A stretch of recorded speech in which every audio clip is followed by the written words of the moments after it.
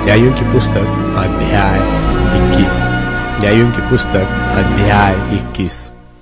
इस्राएली पुरुषों ने तो मिस्पा में शपथ खाकर कहा था कि हमसे कोई अपनी बेटी किसी बिन्यामीनी को न ब्याह देगा।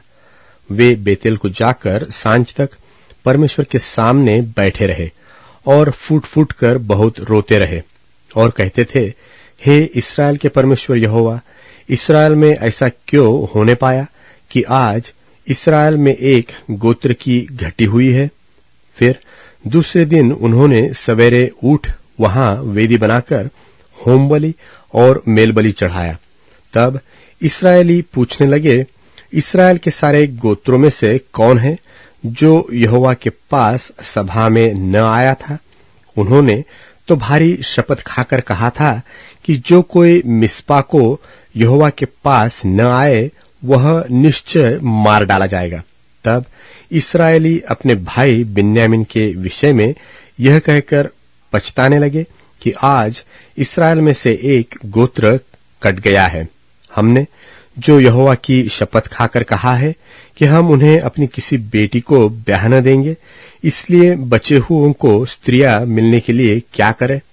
जब उन्होंने यह पूछा कि इस्राएल के गोत्रों में से कौन है जो मिस्पा को यहोवा के पास न आया था, तब यह मालूम हुआ कि गिलादी यावेश से कोई छावनी में सभा को न आया था। अर्थात जब लोगों की गिनती की गई तब यह जाना गया कि गिलादी यावेश के निवासियों में से कोई यहाँ नहीं है। इसलिए मंडली ने 12,000 शूरवीरों को वहां यह आज्ञा देकर भेज दिया कि तुम जाकर स्त्रियों और बाल बच्चों समेत गिलादी यावेश को तलवार से नाश करो, और तुम्हें जो करना होगा वह यह है कि सब पुरुषों को और जितनी स्त्रियों ने पुरुष का मुंह देखा हो उनको सत्यानाश कर डालना। और उन्हें गिलादी यावेश के निवासियों में से 400 जवान कुंवारियां मिली जिन्होंने पुरुष का मुंह नहीं देखा था, और उन्हें वे शीलो को जो कनान देश है उसमें छावनी में ले आए। तब सारी मंडली ने उन बिन्यामीनियों के पास जो रिम्मोन नाम चट्टान पर थे कहला भेजा और उनसे संधि का प्रचार कराया। तब बिन्यामीनी उसी समय लौट गए और उनको वे स्त्रियां दी गई जो गिलादी यावेश की स्त्रियों में से जीवित छोड़ी गई थी, तो भी वे उनके लिए थोड़ी थी।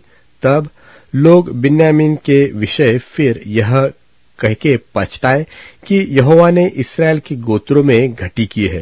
तब मंडली के वृद्ध गोत्रों ने कहा कि बिन्यामीनी स्त्रियां जो नाश हुई है, तो बचे हुए पुरुषों के लिए स्त्री पाने का हम क्या उपाय करें?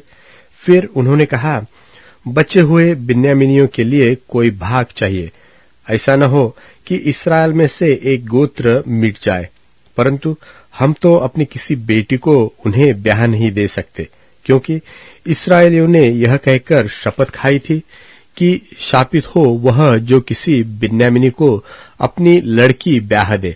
फिर उन्होंने कहा, सुनो, शीलो जो बेतेल की उत्तर ओर और उस सड़क की पूर्व ओर है जो बेतेल से शकेन को चली गई है और लबोन की दक्षिण ओर है, उसमें प्रतिवर्ष यहोवा का एक पर्व माना जाता है।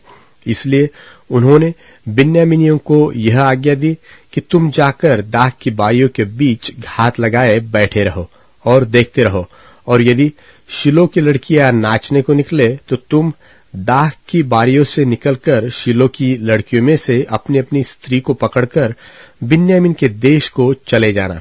और जब उनके पिता व भाई हमारे पास झगड़ने को आएंगे तब हम उनसे कहेंगे कि अनुग्रह करके उनको हमें दे दो, क्योंकि लड़ाई के समय हमने उनमें से एक एक के लिए स्त्री नहीं बचाई, और तुम लोगों ने तो उनको ब्याह नहीं दिया, नहीं तो तुम अब दोषी ठहरते। तब बिन्यामीनियों ने ऐसा ही किया, अर्थात उन्होंने अपनी गिनती के अनुसार उन नाचने वालियों में से पकड़कर स्त्रियां ले ली। तब अपने भाग को लौट गए और नगरों को बसाकर उनमें रहने लगे। उसी समय इस्राएली वहां से चलकर अपने अपने गोत्र और अपने अपने घराने को गए और वहां से वे अपने अपने निज भाग को गए। उन दिनों में इस्राएलियों का कोई राजा न था, जिसको जो ठीक सूझ पड़ता था वही वह करता था।